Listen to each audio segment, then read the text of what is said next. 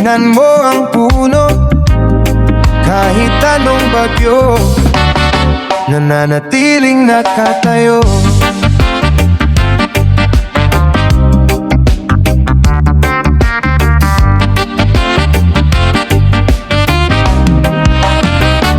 Ang kahoy ay unti-unting lumalago mula sa munting binhi, sa lupa'y nag-ugat.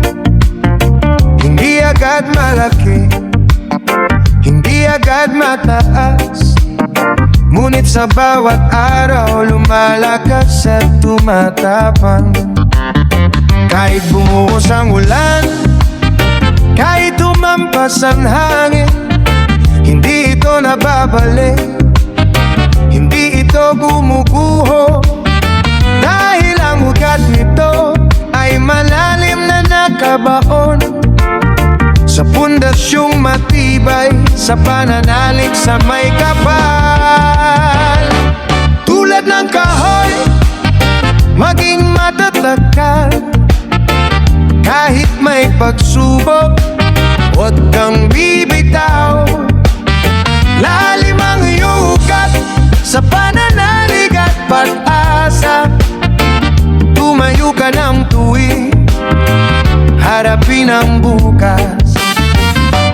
Tulad ng kahoy, lumago ka ng payapa, kahit anong panahon, manatiling tapat ang iyong dangal at mabuting kalooban. Ito ang yaman, mahinding hindi mawawala.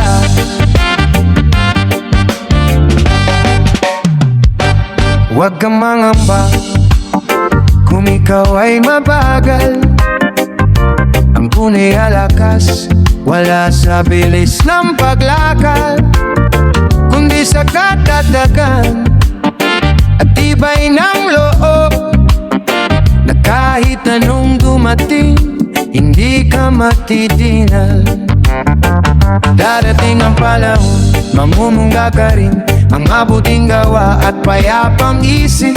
Kaya't huwag kang magmadali, magtiwala ka lang. Ang bawat patak ng pawis may kapalit na biyaya. Kaya palalimin mo ang iyong ugat sa pagmamahal at pananalig. At kapag dumating ang iyong panahon, ikaw ay magiging lilim at siluman para sa iba. Tulad ng kahoy, maging matatag, kahit may pagsubok, huwag kang bibitaw.